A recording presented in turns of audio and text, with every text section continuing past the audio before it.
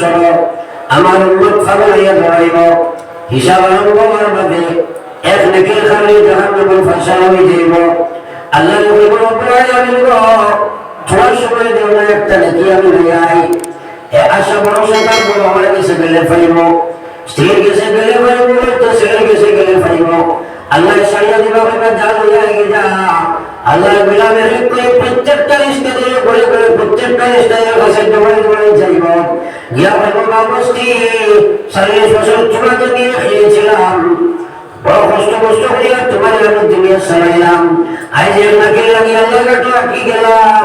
একটা নাকি দিয়া তুমি আমাদের সাহায্য করো না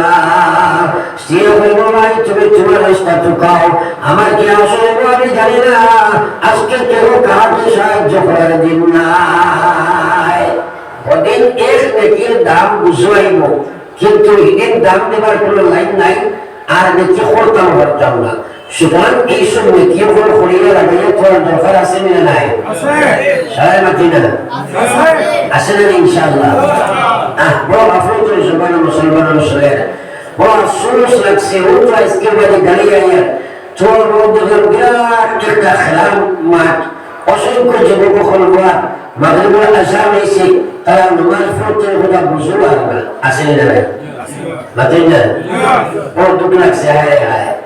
বড় দুঃখ লাগছে আল্লাহর কসম নবী যে ফরমায়া লা তাজালু কদম আবদি ইয়াউমাল কিয়ামাহ কিয়ামতের ময়দানে সময় সারাতে হাজির হবে আল্লাহ প্রত্যেকটা মানুষের খারাপ হইয়া পাঁচটা প্রশ্ন করব